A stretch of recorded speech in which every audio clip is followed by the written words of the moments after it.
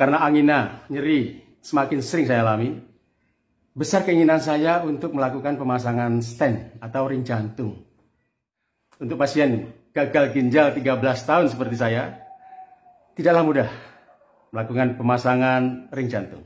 Tidak semudah datang, diperiksa, dipasang, lalu bayar. Tidak semudah itu.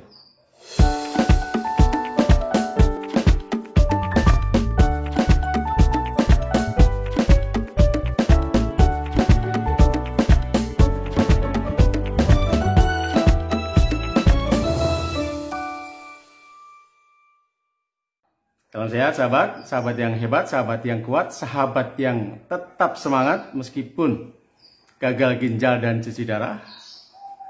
Sahabat yang dikasihi oleh Tuhan, kita sepakat dan bermufakat untuk tetap menjalani pola hidup sehat. Sebab itulah wujud rasa syukur kita kepada Tuhan yang memberi kita kehidupan. Yang kedua, dengan cuci darah untuk melakukan semua kebaikan. Semangat sehat. Sahabat, saya masih punya PR ya. PR pemeriksaan jantung lanjutan, yaitu pemeriksaan angiografi atau kateterisasi untuk mengetahui seberapa persen sumbatan jantung saya, ada berapa sumbatan, posisinya seperti apa.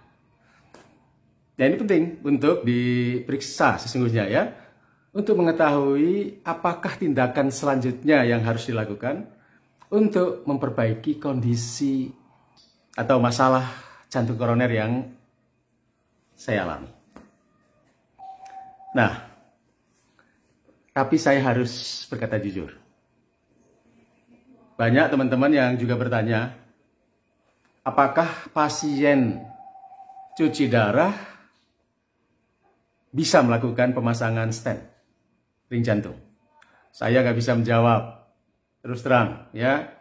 Pertama, karena saya belum punya pengalaman. Yang kedua, saya sendiri takut. Sebab meskipun dikatakan risikonya relatif kecil, pemasangan stent bagaimanapun tetap berisiko. Apalagi ya tergantung posisi ya, penyumbatannya itu di mana. Itu sangat menentukan. Kemudian, nah ini, saya sudah 13 tahun menuju 14 tahun gagal ginjal, dan sudah cuci darah menuju 10 tahun. Saya ragu-ragu, ragu karena mungkin pembuluh darah saya sudah tidak lentur lagi, mungkin sudah kaku atau sudah rapuh. Meskipun bisa dilakukan pemeriksaan, saya berusaha mencari tahu pengalaman teman-teman yang sudah menjalani pengobatan, menjalani pemasangan ring.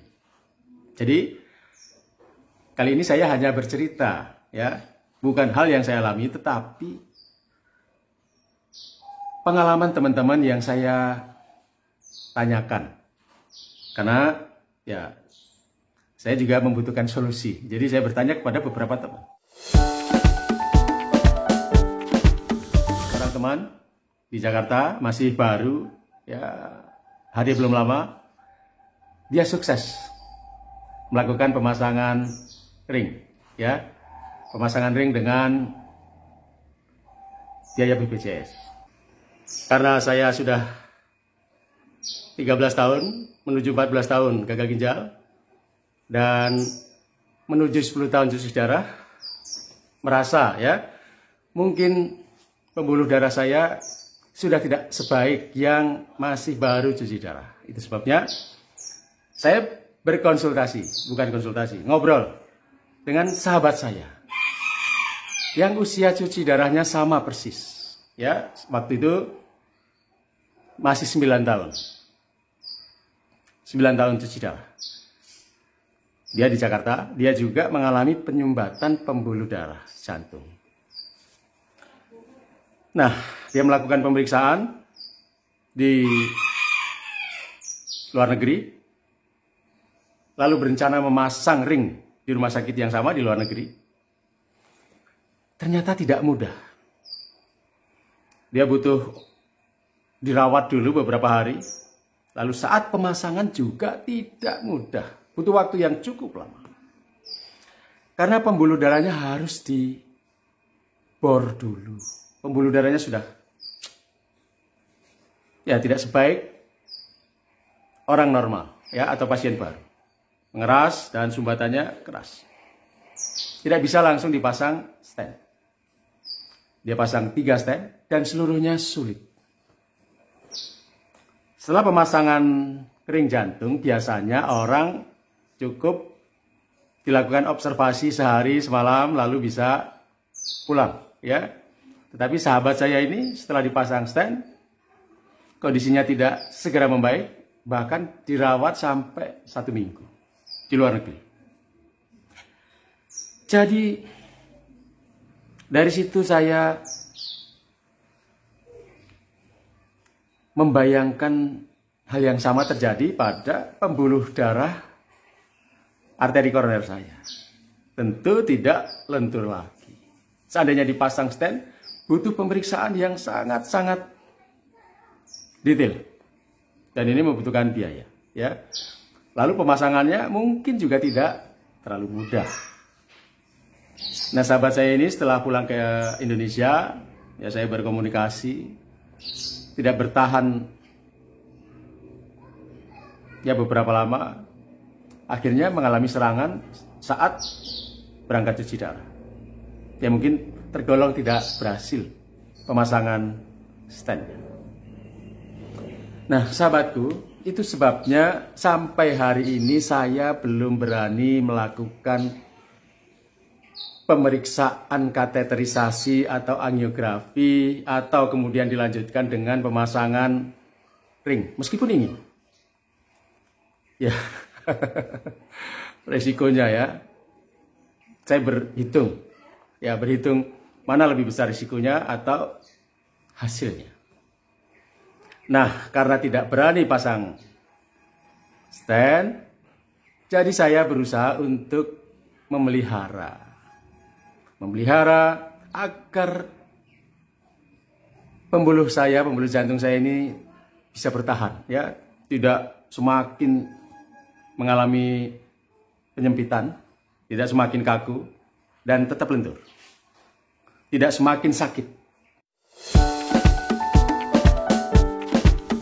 Yang pertama, sudah saya informasikan di episode yang lalu, saya mempertahankan kenaikan berat badan di bawah 5%. Jadi kenaikan berat badan saya antar HD itu 2-3 kilo.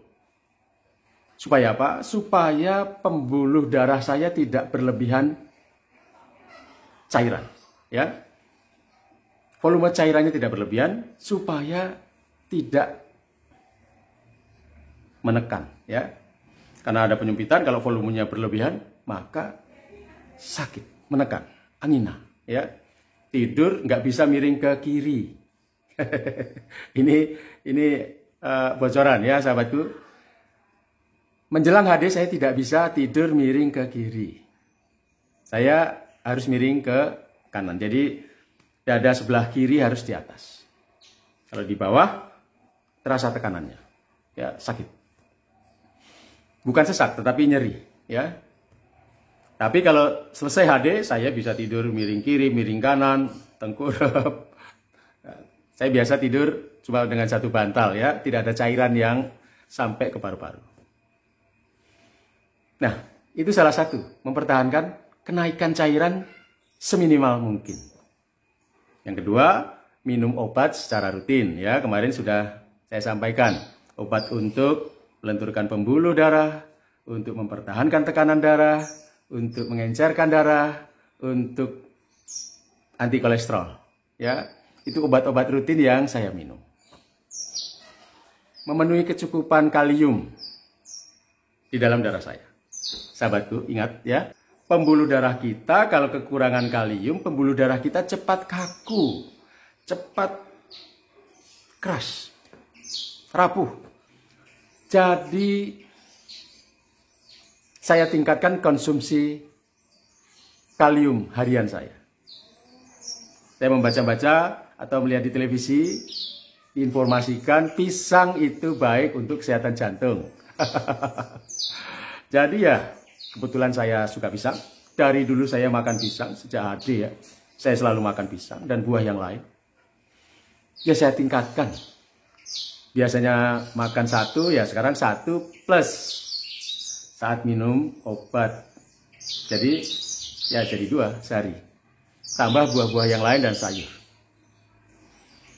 Supaya apa? Supaya itu dapat memelihara, ini harapan saya. Ya sahabatku, harapan saya. Seperti dijelaskan para ahli,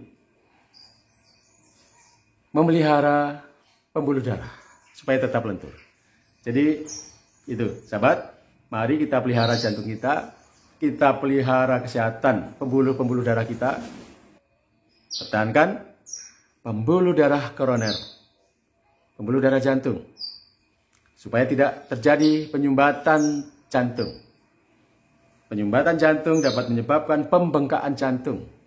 Jika terjadi penyumbatan dan pembengkakan jantung, ini masalahnya menjadi susah. Susah diatasi, ya. Semangat sehat untuk jantung yang sehat.